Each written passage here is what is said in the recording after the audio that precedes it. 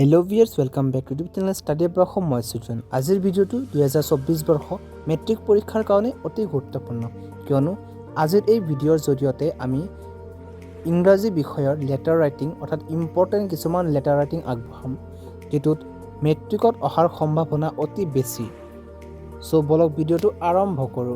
আমি most important বুলি select কৰা লেটাৰ ৰাইটিংৰ প্ৰথমটো হ'ল Write a letter to the editor of a local English newspaper about frequent road accidents or load shedding in your locality. অৰ্থাৎ আপোনাৰ নিজৰ এলেকাত সঘনাই হোৱা পথ দুৰ্ঘটনা লগতে লোড শেডিং অৰ্থাৎ বিদ্যুৎ কৰ্তনৰ সমস্যা বিৱৰি স্থানীয় ইংৰাজী বাতৰি কাকতলৈ এখন আবেদন লিখিব লাগে।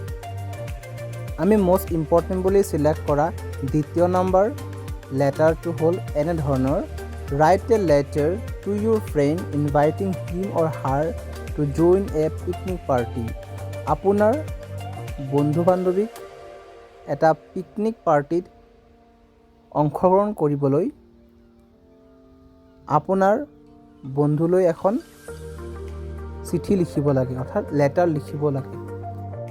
আমি মোস্ট ইম্পৰ্টেন্ট বুলি সিলেক্ট কৰা তৃতীয় নম্বৰ লেটাৰটো হ'ল এনে ধৰণৰ Write a letter to your friend describing him or her what you intend to do after passing the HSLC examination.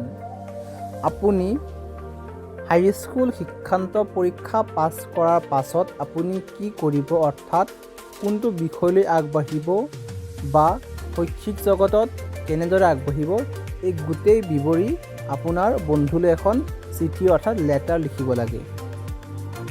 আমি মোস্ট ইম্পৰ্টেন্ট বুলি সিলেক্ট কৰা লেটাৰ ৰাইটিংৰ 4 নম্বৰটো হ'ল Write a letter to your friend describing him or her about your daily life. Don't mention your name and address. আপোনাৰ দৈনন্দিন জীৱনৰ বিষয়ে বিৱৰি আপোনাৰ বন্ধুলৈ এখন চিঠি লিখিব লাগে আৰু লগতে আপোনাৰ নাম আৰু ঠিকনা উল্লেখ নকৰিব। মোস্ট ইম্পৰ্টেন্ট বুলি সিলেক্ট কৰা লেটাৰ ৰাইটিংৰ 5 নম্বৰটো হ'ল Write a letter to the editor of a local daily expressing your concern over the incidents of crime against women in Assam.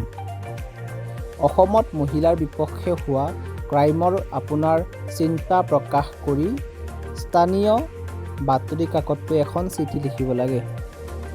আমি মোস্ট ইম্পৰ্টেন্ট বুলি সিলেক্ট কৰা লেটাৰ ৰাইটিংৰ আজিৰ এই অন্তিমটো লেটাৰ অৰ্থাৎ এপ্লিকেশ্যন হ'ল Write an application to the principal head of your school for granting leave after third period for headache.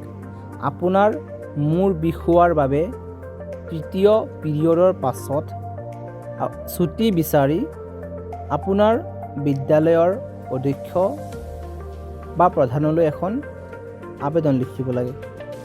এই ভিডিঅ'টিৰ জৰিয়তে যিবোৰ এপ্লিকেশ্যন বা লেটাৰ আগবঢ়োৱা হ'ল সেইবোৰ মেট্ৰিকৰ দৃষ্টিকোণৰ পৰা অতি গুৰুত্বপূৰ্ণ যাত মেট্ৰিকৰ অহাৰ সম্ভাৱনা অতি বেছি।